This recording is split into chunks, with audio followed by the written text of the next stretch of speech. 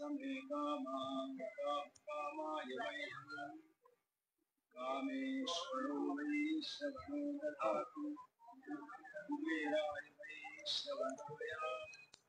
नमस्कार, आम्ही असा कुर्तडे मतदारसंघान आसा आणि ते आता आम्ही ज्या स्पॉटार आसा हांगा वडर म्हणतात आणि तुम्ही पळयतात ह्या सायडीन आमचे जे बाल मारुती टेम्पल आसा आणि हांगसर जेन्ना आमी येयले तेन्ना पळयलें जाल्यार हांगा एक उद्घाटन जावपाची तयारी आसा ती म्हणजे हांगा एक ब्युटिफिकेशन आसा आणि तुम्ही पळयता म्हाजे फाटल्यान एक स्टेज ती पसून नवीन केल्ली आसा आनी ही करपी सिद्धार्थ गांवस देसाय हांगचो झेडपी जिल्हा पंचायतीचो मेंबर आसा आणि तुम्ही पळयतात की कशा तरेन आणि कितले बरे सुंदरशे ब्युटिफिकेशन हांगा जाल्ले आसा। सायडीन शेत आसा, हांगा पळोवपाक गेल्यार एकदम बरें वातावरण थंड आणि देवळान जेन्ना आमी येतले तेन्ना पांय पडोन एकदां सकयल बसले जाल्यार सुद्दां एक वेगळेच वातावरण आणि एकदम कूल हांगसर क्लायमेटूय तशें त्या पद्दतीन आसा। सो आमी पळयतात की सिद्धार्थ गांवस देसाय जो आसा हो झेडपी मेंबर जेन्ना निवडून येयले उपरांत कितलीशीच तेणे अशी कामां घेतलेली आसा आणि ती कामां अशी टिकाऊ कामां आणि तेणे सगळे चिंतून कामां केल्ली आसा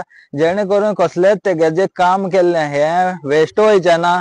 खंयचोच पयसो जो तेणे हे केला हांगसर काम करून जो दाखयल्ले आसा हे केन्नाच वेस्ट वयचे ना। अशी टिकाऊ कामां तेणे करून घेतलेली आसा। तुम्ही पळयता हांगसर कितले सुंदर अशे वातावरण आणि पळयलें की मन सारखें धादोस जावन येता। आमी तशेंच हांगसर येयल्ले पांय पडपाक म्हणून पूण हांगा कळ्ळें की आमकां थोड्याच वेळान हांगसर एक उद्घाटन जावपाचें आसा।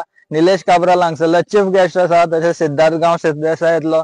सो आतां आमी पळोवया फुडल्या उद्घाटनाक सुद्दां आमी हांगसर रावतले आणि जे सिद्धार्थाचे जे काम आसा हे आमी काम दाखोवपाचे प्रयत्न करतले। तशेंच हेजे फुडें सुद्दां सिद्धार्थ गांवस देसाय ज्या ज्या जाग्यार अशें उद्घाटन दवरलो आमी येवन हांगसर तेजे दाखोवपाचे प्रयत्न करतले कारण तेणे खुबशी अशी कामां करून घेतलेली आसा। तुम्ही पळयता आवाज तुमचो आमचो आनंदीत सावंतदेसाय कुर्तडे। अरे नाचले रे, मम्मी गेले रे।